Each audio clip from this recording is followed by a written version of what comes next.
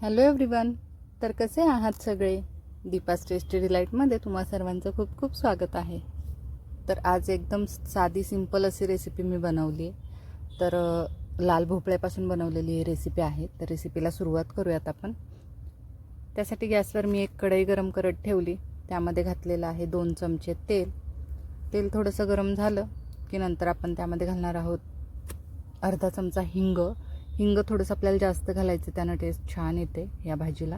त्यानंतर अर्धा चमचा मोहरी, अर्धा चमचा जिरं आणि अगदी पाव चमचा मी मेथी दाणे घातलेले आहेत.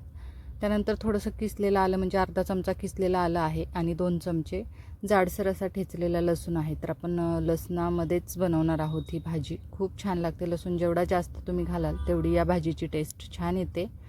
तर मी चांगला 2 चमचे, म्हणजे लसूण भरपूर आहे, अर्धी वाटी लसूण आहे, तर तो ठेचून 2 चमचे इतका भरला आहे.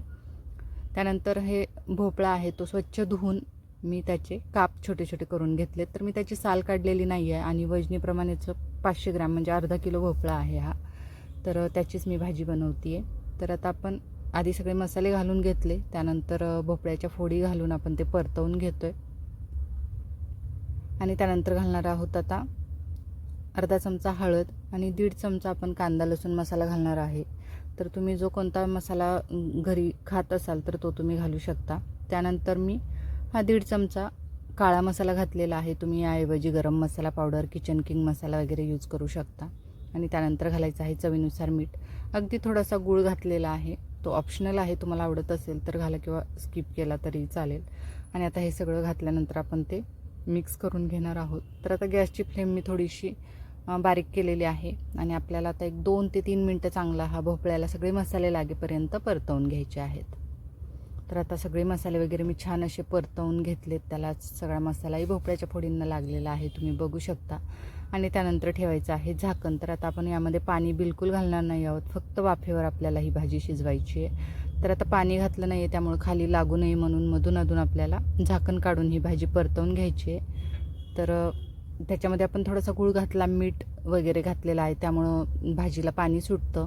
तर त्याच वाफेच्या पाण्यावर आपल्याला ही भाजी शिजवायची आहे. तर मी 2 वेळा झाकण काढून मधून ही भाजी हलवून घेतली आणि आता बऱ्यापैकी आपली ही भाजी रेडी झाली आहे. तर शेवटी भाजी होत आल्यानंतर आपण त्यामध्ये घालणार आहोत किसलेलं खोबरं.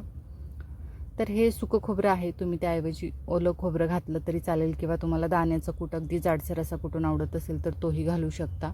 आणि थोडीशी कोथिंबीर घातलेली आहे. तर बघू शकता आता आपली ही भाजी रेडी झालेली आहे. आपल्याला फार अगदी त्याचा गाळ करायचा नाही आहे भाजीचा.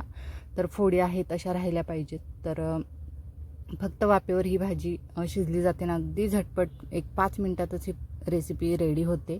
तर टिफिनसाठी म्हणा किंवा तोंडी लावण्यासाठी म्हणून एक सुक्की भाजीचा प्रकार, कधी उपवास सोडायला किंवा काय, खूप छान अशी ही रेसिपी आहे. आणि मी फक्त याच्यामध्ये लसूण घालून ही भाजी बनवलेली आहे, फार काय त्यामध्ये वाटण वगैरे घातलेलं नाही आहे. तर ही मी भोपळ्याची भाजी बनवलेली, त्याची रेसिपी तुम्हाला कशी वाटली ते मला नक्की सांगा. तसेच आपल्या चॅनलला कनेक्टेड राहा आणि दीपास टेस्टी डिलाईट या चॅनलवरच्या रेसिपीज जर तुम्हाला आवडत असतील तर लाईक, शेअर आणि सबस्क्राईब नक्की करा. थँक्यू.